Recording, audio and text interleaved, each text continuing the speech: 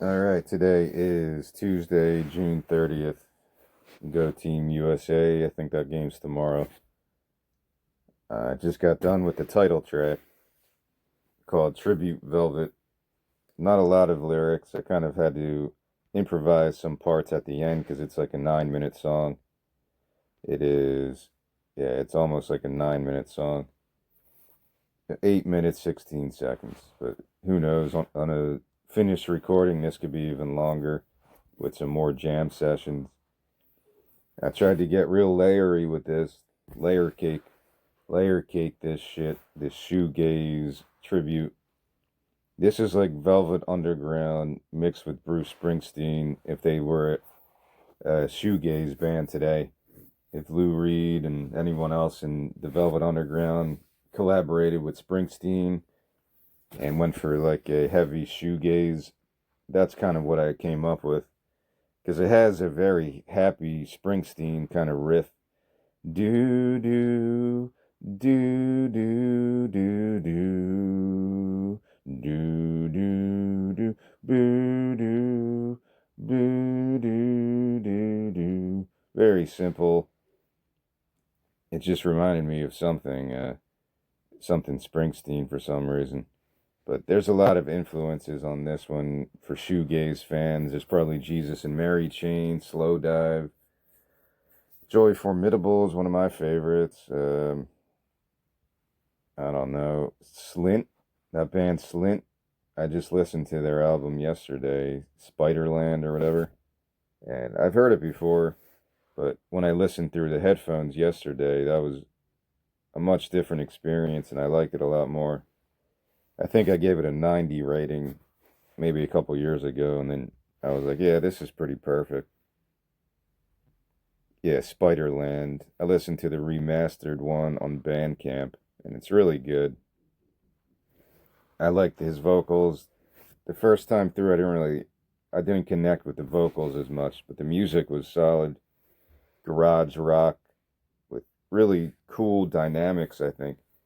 So maybe that has a slight influence on this too. Tribute Velvet song, yeah, Sonic Youth might be a part of this one, even though this might be a little bit more melodic. So maybe it is like Jesus and Mary Chain, who I don't really know them that well.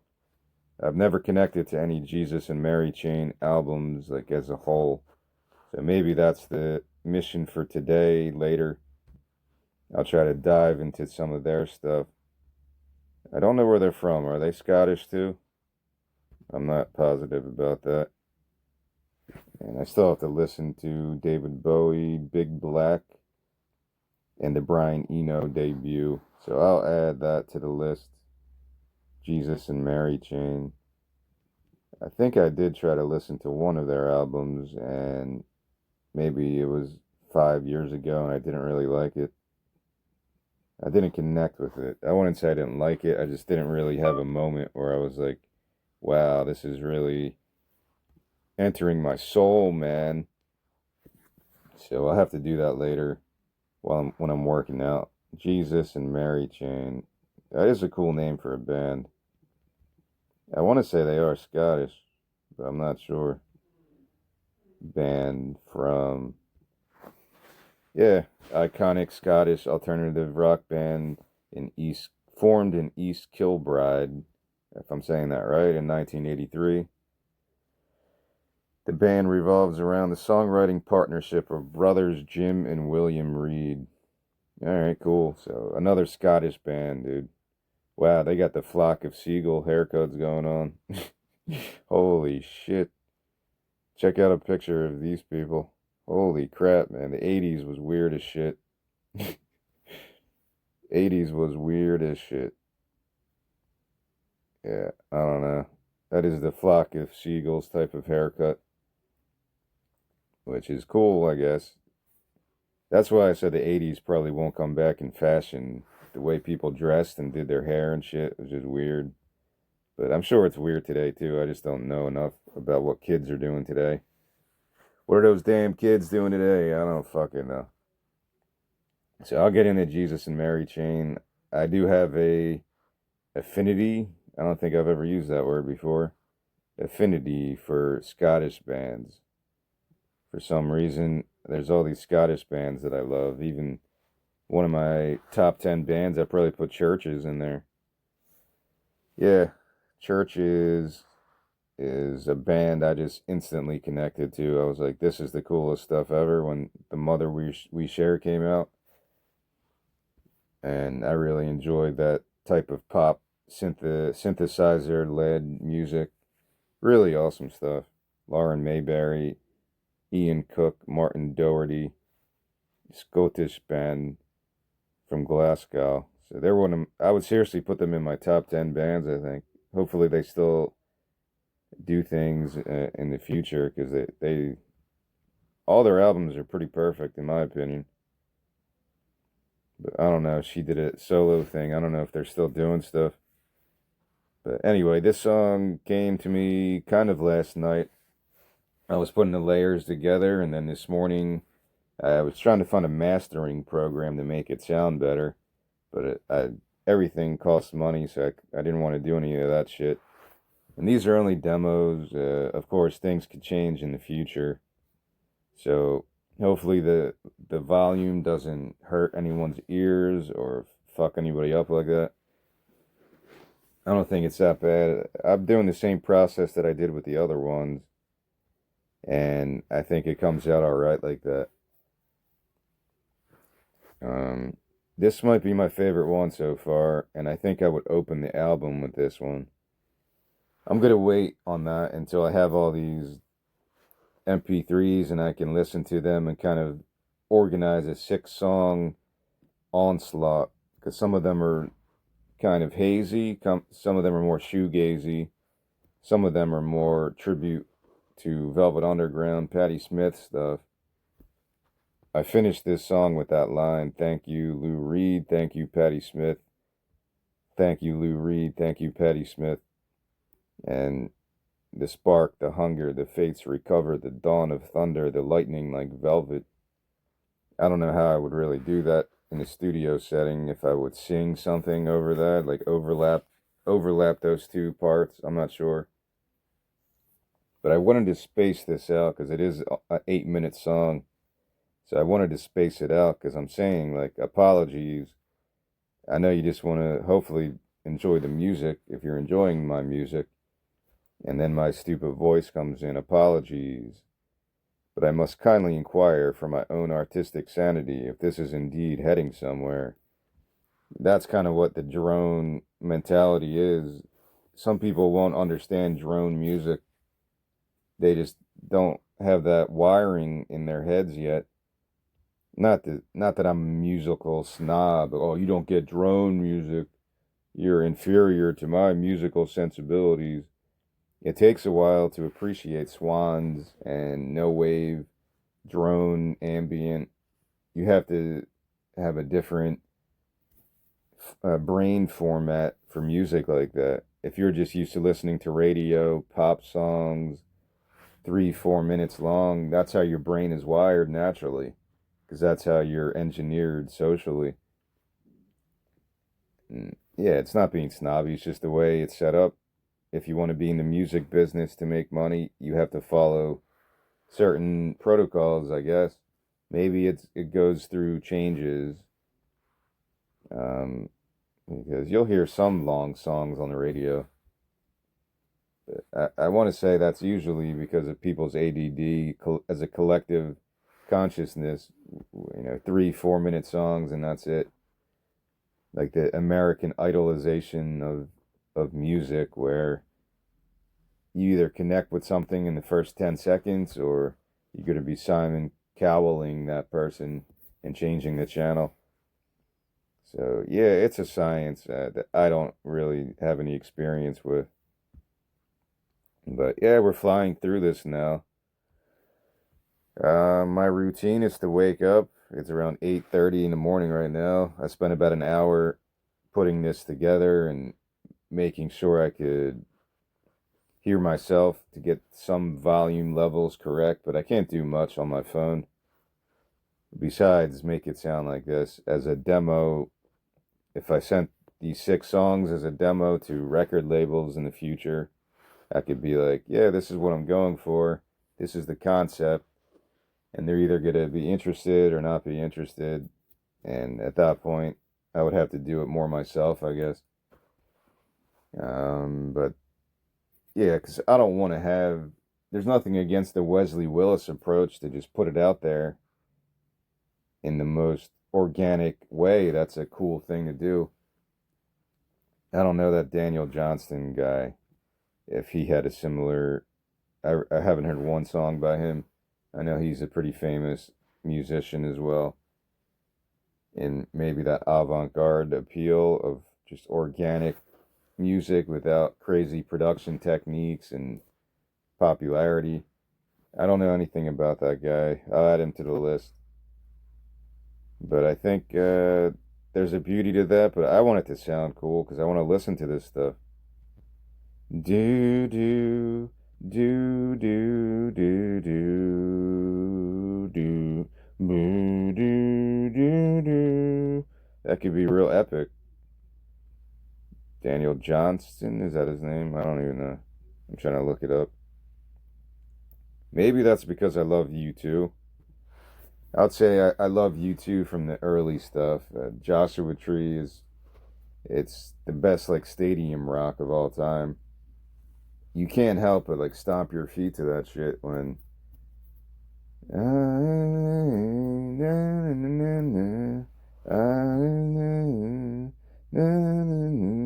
only to be with you. Like, it's so good of a stadium rock song. I don't think anything's better than I still haven't found what I'm looking for. I don't care if it's corny. That's probably in my top 10 songs of all time. Still haven't found what I'm looking for. I just get pumped up when I hear it. Like, I just can't help it. Some people are not interested in U2 for whatever reason, but you can't deny how great that music is. Still haven't found, and the streets have no name. Just for those two songs alone, I would have to put Joshua Tree in my favorite albums ever. But I do enjoy, pretty much the entire album. So it's not just those two songs. Weirdly, I don't really like With or Without You. I don't really like that song. I think that's the cardboard cutout commercial cheesy song. It is catchy and poppy and it's hard not to get into that song after this. If you stay with it for 2 minutes, With or Without You, it is hard not to get kind of in a trance because it is a kind of seductive song that pulls at your heartstrings musically. So yeah, I would list U2. I'll share it. Still haven't found if you haven't heard that in a while. Just the way that song intros. I did see them live once. I was working at Lincoln Financial Field, and it sounded so good, man. 60,000 people. That was a memorable concert. In between, before the concert, they were playing the Waterboys, The Whole of the Moon, and people were going nuts, like in the crowd, just from the speakers playing that song. People were like chanting before the concert started, and I'm like, what the hell, man? These people are awesome. I never even knew what that song was until that night. This is probably 10 years ago. And then I had to look up the Waterboys, and I was like, yeah, this is good shit. Waterboys' Whole of the Moon is one of the best songs, I guess, from the 80s. Waterboys' Whole of the Moon. I'm still working on that 80s new wave album, writing lyrics. I don't really have many melodies to go on, maybe just two so far that I worked on, because for some reason I was directed to do this tribute Velvet, because it's more aligned with what I could do at this point. I haven't really done any singing melodies except for yesterday. I was singing something. Will you forget your name? Will you forget your name? Will you forget your name? Will you forget your name? I was singing that to Old Habits. I thought it'd be cool to add some melody to this stuff. Like even the do do do do do do do do do the Walk on the Wild Side. That one has cool background vocals and a cool horn part. Walk on the Wild Side. I should probably share that too, because I've talked about that song for the last 2 days. So let me make a note of that. This is really the good thing about doing these.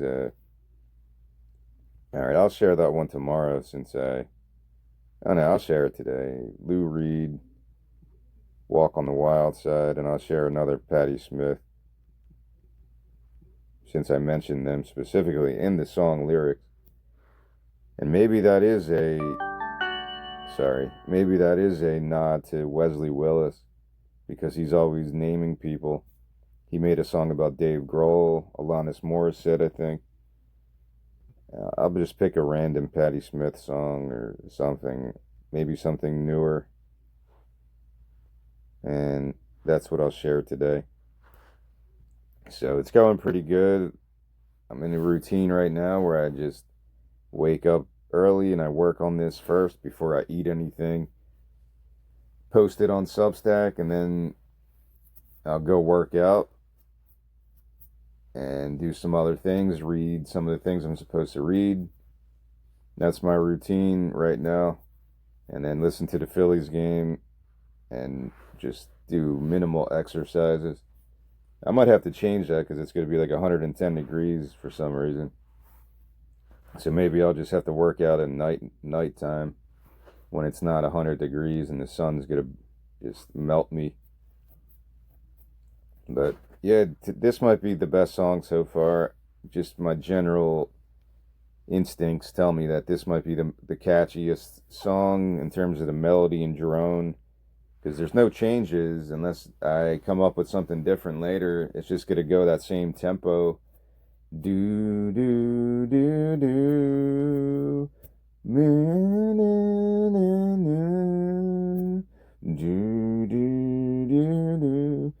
For 10 minutes almost. It's just going to go in that line in a circle, whatever you want to call it. Linear, non-linear. And maybe I could add more layering. I don't think there's any drums that are really needed, but maybe you could add some drums towards the middle to catch people's ears, to keep them interested as it goes. I'm aware of that people might get bored of the same thing on a loop, so you have to add new things to the layering. That's why I love Siamese Dream and Slow Dive and My Bloody Valentine and bands like that. Joy Formidable.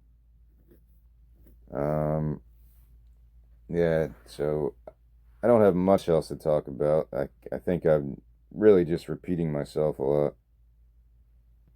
But yeah, I'll share Joy Formidable too, since I don't think I've give them credit. And this is the most shoegazy song.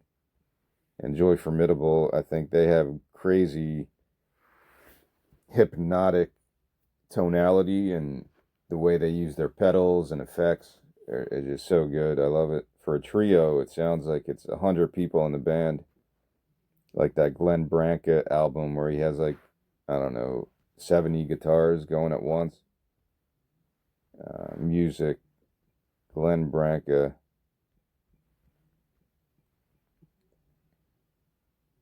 I don't even know how to look this up.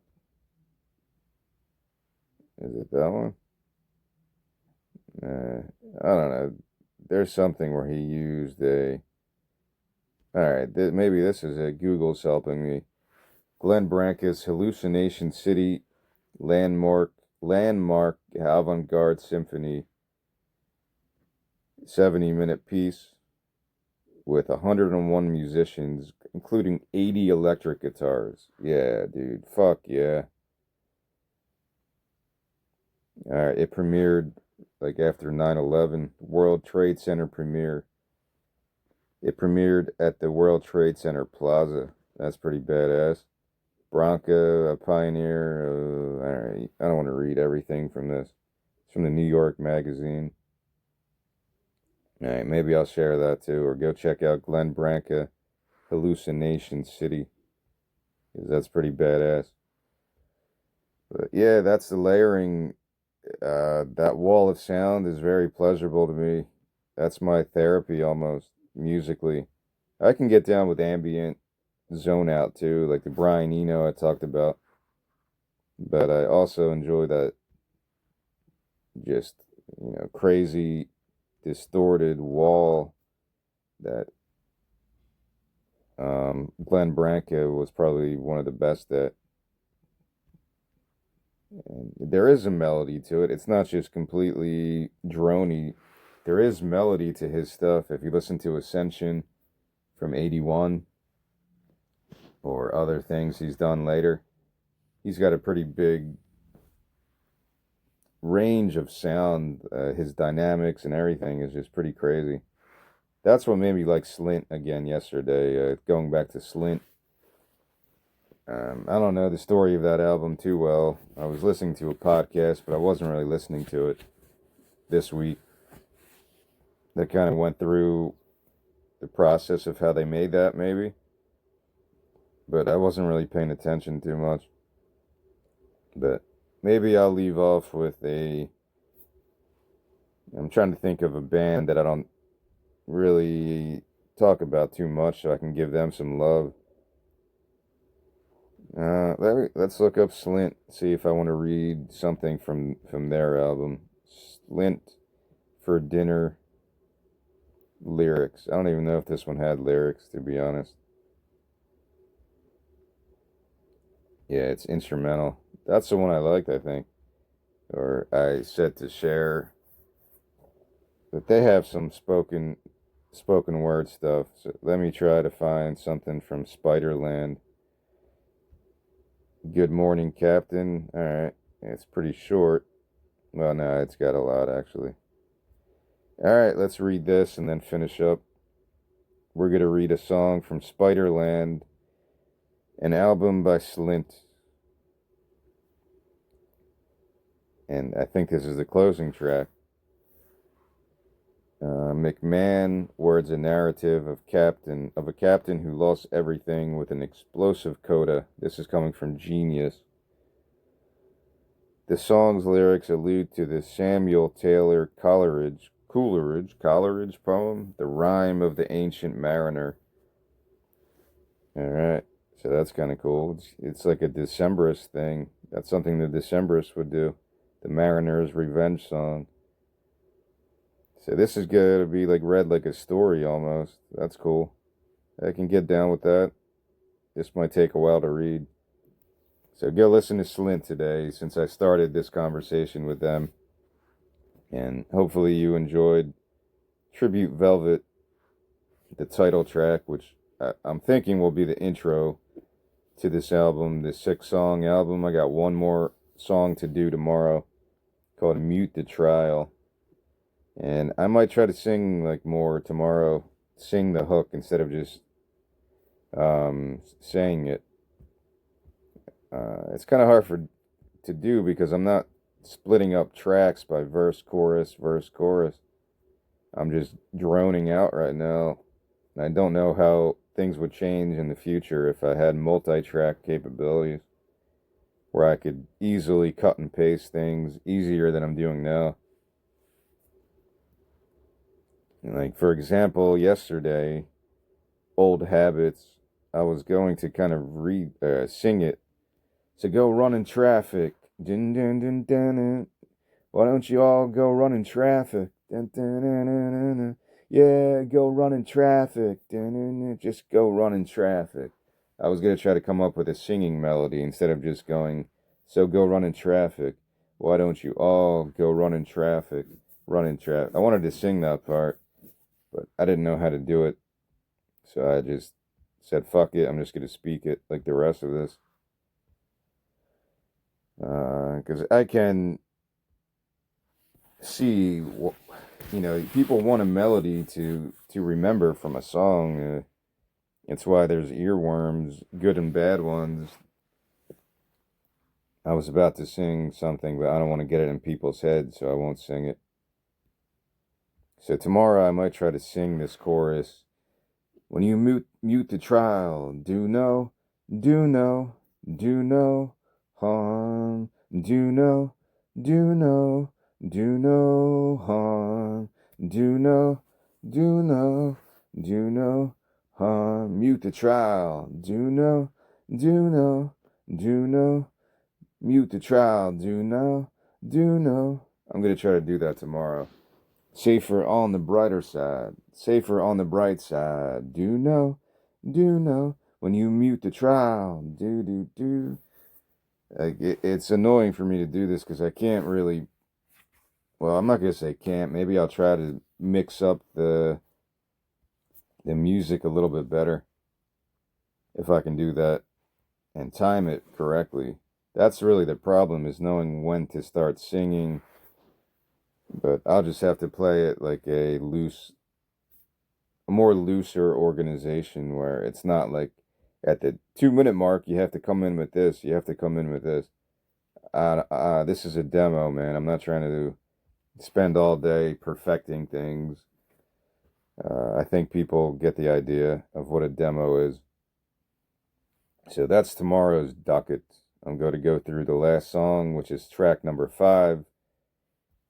And according to how I arranged this album as spoken word poetry, but in terms of the music and how it flows, yeah, I was already sure that would change as I improvised these melodies. I'd be like, how's it going to sound the best as a 35-minute, 40-minute piece of music? It's got to flow from one track to the other, so I'm going to have to figure that out. And it shouldn't be that hard because there's only 6 tracks to really go through. All right, so that's tomorrow. Thanks for listening. Yeah, I want to keep this to about 30 minutes, so that's just about where I'm at. And we're going to end, well, yeah, tomorrow is the USA versus Bosnia. So that should be an interesting game to watch or listen to. All right, let me give you a little bit, at least so I kind of know what I'm talking about a little bit, because I really don't. All right, they're from Louisville, Kentucky. Right on. Slint was a rock band from Louisville, formed in '86. Brian McMahon, David Pajo, Britt Walford, and Ethan Buckler. All right. Yeah, they're kind of a underground cult following, although they're not really underground. I think they're pretty well known as a post-rock and math rock band, according to Wikipedia. I don't think they have a lot of albums, just 2. Yes, Tweez I've never listened to, but Spiderland was the one that was always out there, as you have to listen to Spiderland. Not in my youth. I never heard of this band until my late 30s, or I don't know, maybe a few years ago when I really took the time to listen to it. So, yeah, that's it. I don't know anything about their story, so I'm not going to just read from Wikipedia here. Yeah, Touch and Go Records. All right, I've heard of them. Spiderland eventually became one of the most acclaimed indie rock albums of the 90s. So, yeah, go give them some love. They're on Bandcamp or wherever you go to listen to music. I'd recommend it. Spiderland by the band Slint. And I'm going to read the lyrics right now to the song Good Morning Captain. Let me in, the voice cried softly from outside the wooden door. Scattered remnants of the ship could be seen in the distance. Blood stained the icy wall of the shore. Am I the only one left? The storm took them all. He managed as he tried to stand. The tears ran down his face. Please, it's cold. When he woke, there was no trace of the ship. Only the dawn was left behind the storm. He felt the creaking of the stairs beneath him that rose from the sea to the door. There was a sound at the window then. The captain started. His breath was still. Slowly he turned. From behind the edge of the window sill, there appeared the delicate hand of a child. His face was flushed and timid. He stared at the captain through frightened eyes. The captain reached for something to hold on to. "Help me," he whispered as he rose slowly to his feet. The boy's face went pale. He recognized the sound. Silently, he pulled down the shade against the shadow, lost at the doorstep of the empty house. "I'm trying to find my way home, and I'm sorry, and I miss you. I miss you. I miss you. I know I'm torn. I want the police to be notified, but I swear on this song, I'll make it up to you. I'll make it up to you. I'll make it up to you. I miss you. I miss you. I miss you. I miss you." Yeah, I'm reading this like a one long stream, but of course it's split up as the music. So go listen to this song. It's really cool. And that'll wrap it up for today. Thanks for listening. This would be Evolution of a Song number 14. Tribute Velvet, from the album Tribute Velvet. And hopefully you kind of hear the influences, and I'm more than open about what I'm doing here. I'm actually putting it in the lyrics, who I'm thanking Patti Smith, thanking Lou Reed, thanking Velvet Underground, and other bands like that opened the door to create music that wasn't, even in the late 60s, that wasn't really considered music, I guess. Considered, like, if shoegaze came out back then, would it really have hit any commercial appeal? If Slowdive could go back in time and compete against the Beatles or My Bloody Valentine, would it be considered just heathenish garbage in the 60s, 70s? I don't know.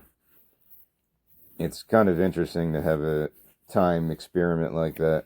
What if the Beatles never existed until today? In 2026, the Beatles' debut just came out. Would they be known as like the same kind of hype? The hype train? Would that even be possible? I don't know. Everything has a time and place, I guess. And that's how we'll end this today. Go listen to Slint. That's your homework assignment, because I listened to them yesterday and it was pretty enjoyable.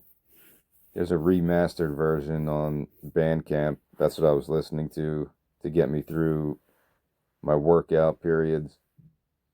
And that's all. Thanks for listening. Have a good one.